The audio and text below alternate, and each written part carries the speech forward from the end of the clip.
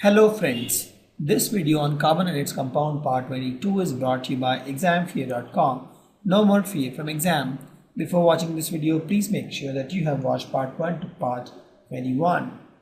Now we have studied carbon, we have studied hydrocarbons, we have studied the IUPAC names, so many compounds formed by carbons. Let's study some chemical properties of carbon. Okay. So carbon goes for combustion, oxidation, addition reaction and substitution reaction. We'll explain these one by one. So carbon has 4 chemical properties. I'll take the first, combustion. Combustion, you take any carbon, any form, it burns in oxygen to give carbon dioxide. And that's what the test of carbon is, right? You burn and it gives carbon dioxide, heat and light. That is the I showed you the test of the carbon, and that's the first chemical property. You take any carbon, you burn in oxygen, it gives carbon dioxide, heat and light. And the process of burning carbon compound in air to give carbon dioxide, water, heat and light is called combustion. So combustion is nothing but a process of burning carbon in presence of air to give carbon dioxide, water, heat and light, and that's called combustion. So the formula is like this: you have carbon in presence of oxygen from air, it gives CO2, heat and light, and this is process called combustion. Correct? You take more example. You have this methane. Methane you burn in oxygen, you get carbon dioxide, water, heat and light. These are all examples of combustion. This you can take. You have this ethanol, right? This is the alcohol ethanol. You burn in presence of oxygen, you get carbon dioxide, heat and water. This is also example of combustion. And that is the reason why carbon and compounds are used as fuel, right? Because they burn in air to produce a lot of heat and energy. If you see in the car, you use petrol and all, they are all carbon compounds. The reason why, because they burn in air to produce a lot of heat and energy, and these can be used as a fuel to run any machine. Correct.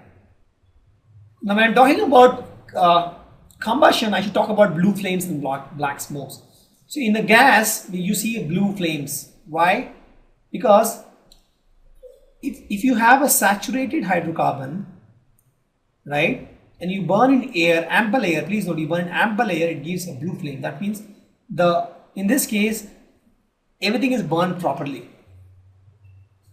The percentage of carbon in the saturated hydrocarbon is low, right? Because if you see, saturated is CH, for example, right? So they have 4 hydrogen and 1 carbon, or you can see, like, you take this example, C2H6, and you have C2H2, right?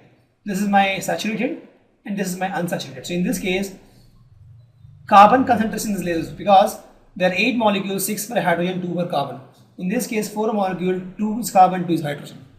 So in this, the carbon concentration percentage of carbon is less, and thus it gets oxidized completely in presence of ample oxygen. So if you have sufficient oxygen, it gets oxidized completely, and if complete oxidation happens, then blue flames you get, right? This happens in complete oxidation, complete burn. So in this case, if I limit the supply of air, so if I remove the oxygen, right, then in this case also, for my saturated hydrocarbon also, you'll get a yellow flames and black flame.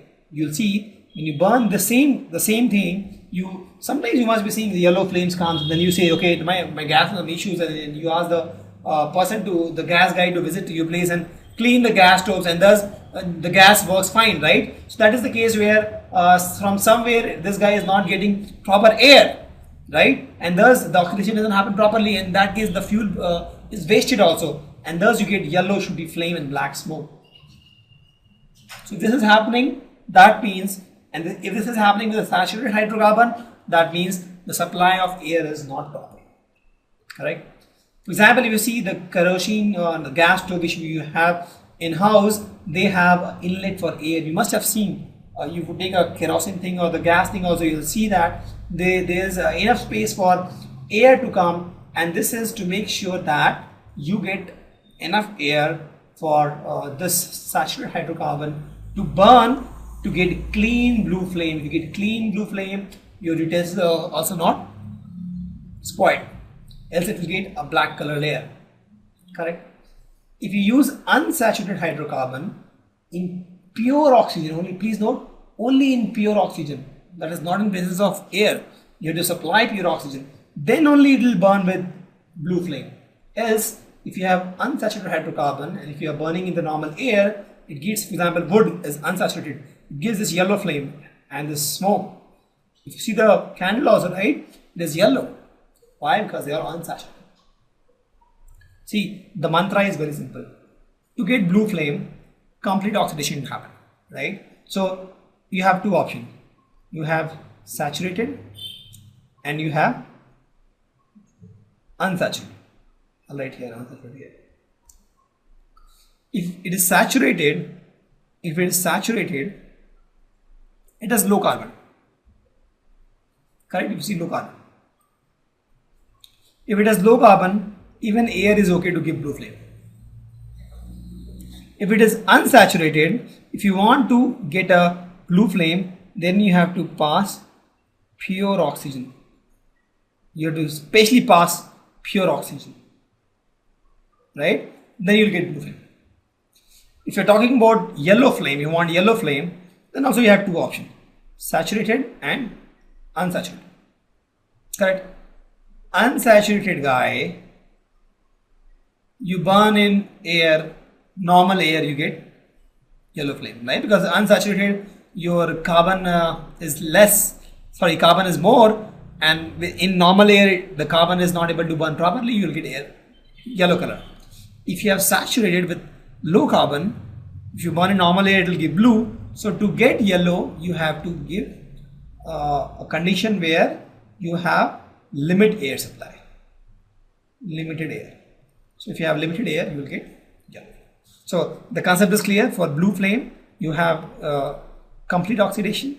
For this, you have incomplete oxidation, right? So for complete oxidation, if you have less percentage of carbon, that is saturated, you burn with air, you get blue flame. But if you have a unsaturated thing, and then you want to get a blue flame, then you have to pass pure oxygen, so that complete oxidation should happen. If you want a yellow flame now, then also you have two options, saturated or unsaturated. For saturated, if you want to get a yellow flame, then you have to burn with a limited air so that you get less oxygen. So less oxygen, that means oxidation will not happen properly. And for unsaturated, even with more oxygen, with the normal oxygen, you get yellow flame. Correct? So we'll have some activity for blue and black flame. So we have this Bunsen burner in the lab. You adjust the air hole at the base of the burner, and then you see that different types of smokes and flames comes. If you put that, block that hole completely, you see that yellow colored shooty flame comes with the smoke, because in that case the limited air supply is happening. And when you remove that your hand from that hole and the limited supply of air, the proper supply of air is there, then in that case you see that you get a blue flame, right? So that's a experiment you have, activity you can do. The next property is called oxidation. Oxidation is nothing but a controlled combustion. In combustion we completely burn it. In this we don't burn it completely, right? Oxidation is controlled combustion. In combustion we burn completely. In oxidation we don't burn completely. So during combustion, if you see, the organic compounds break completely to form CO2, water and heat, lot of heat. This is combustion.